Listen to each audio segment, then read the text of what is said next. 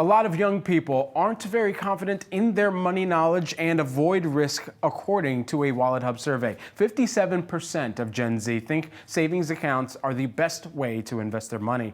Here with some tips to get Gen Z interested in investing. We've got Ashley Fox. She is the CEO of Empify. Great to have you back in studio with us. And so, how can we make sure that the future generations are confident about their investing strategy, and where can they potentially start to put toe in the water or put some skin in the game? So when I think about investing and building wealth, you cannot save or work your way to wealth. So we have to start investing. When we think about our buying power and spending our money, these companies are getting bigger and bigger and bigger. What if we start to own a piece of these companies? And as the Gen Z population continues to go into the workforce, spending their money is only going to make the economy grow, but how can we build our wealth with it? So opening brokerage accounts. Yes, saving is great, but what about when they get older? What about when they're thinking about retirement? What if we start retiring early and we have our money working for us? So it is extremely important that we are not just relying on savings accounts, we are also investing in the stock market. And so what are you seeing in terms of Gen Z and how they're doing their own investment strategy planning? Where are they performing well, and where are some of the pitfalls that you're noticing as well? I'm noticing a lot of Gen Zers are really good at attempting to make money. Okay. Right? They're finding different ways to make money, whether it's online in different ways. That's not a bad thing. No, I love it. I love it. But what else? Yes. Right? We're putting in the effort, we're putting in the time, we're putting in the energy. How are we putting our money to work? And if we think about the school system, we're not taught how to invest. We're not taught how to manage our money. We're not taught how to understand credit cards. So we're good at taking out debt, we're good at shopping, we're good at creating content, but what about investing and building that wealth so that we can create passive income? What about dividend investing, right? What about growth stock investing so that that money, while we're working for it, it can also work for us while we are sleeping? What are the top strategies that anyone can be putting into effect with the last few weeks of the year to set themselves up even before that New Year's resolution when it comes to their investing and saving strategies? The first thing I would say, you have to get a brokerage account. Okay. Because having a savings account, having a checking account, we're good at that. We have to start setting money aside automatically. So the first thing I would say, open the brokerage account and pick a small amount of money every 2 weeks that you can set aside. Nothing too big that forces you to feel like you're about to overdraw your account, but something that can be set aside consistently and automatically so that you're comfortable and confident. I always tell people at Empify, the people that we're working with, you can start with $20, right? There are brokerage accounts now that allow you to buy fractional shares. What if we $20 our way to $1 million?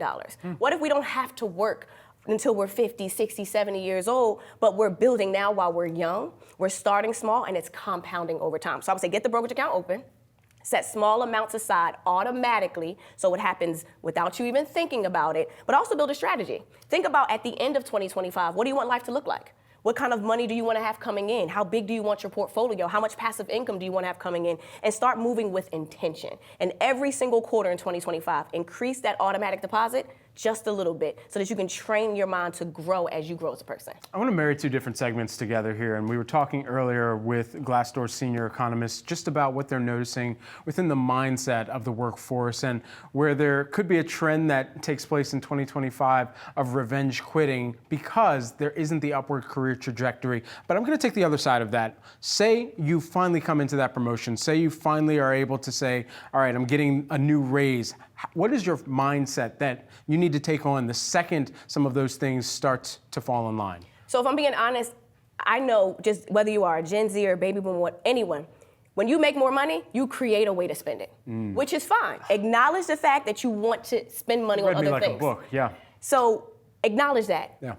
But also understand to sustain that lifestyle, to always be able to put yourself in a position to get the things that you want, you also have to set money aside so that at some point, when you don't have that promotion, at some point where you choose to leave that job, you have accumulated wealth that has been set aside, that has been grown, because it's great to work. It's great to build a business, right? But what about when you don't want to anymore?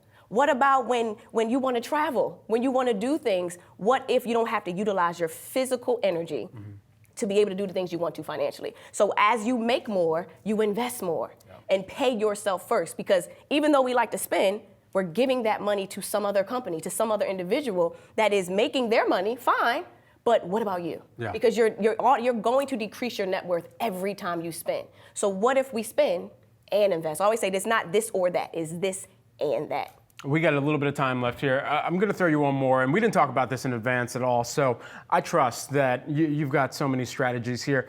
We're in peak spending season, basically. Yes, we are. How can people make sure that they're spending smart, even as they are going out, balling on a budget perhaps, and making sure that they check off everyone on the list? So I always say, start considering to own stock and who you give your money to. So inside of our Wealth Builders Community app, our membership-based platform at Empify, we have a I Own It challenge, where we are investing in the companies that we're spending our money with. So start thinking about parents, where your children, what they want for Christmas, what do they want for the holidays. So I have like a 7-year-old niece. She loves Roblox, she loves YouTube, she loves Target. What if we take a second and find out, well, how much does it cost to own stock in Target, to receive a dividend from Target, to invest in Google? So take into consideration that yes, we're going to spend money for our children and for our families, but what if we give the gift of wealth? What if we buy them the gift, but also buy them a share at the same time? And really challenge yourself during a time where the entire world is spending money. Let's look at earnings at the top of Q1 2025. Think about all the money these companies are going to make.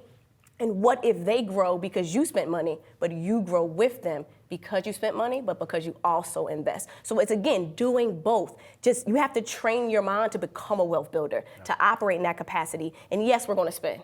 But we are not going to make these billion-dollar businesses even richer and not get a piece of the pie. Ashley, thanks so much for joining us in the studio. Excellent advice as always.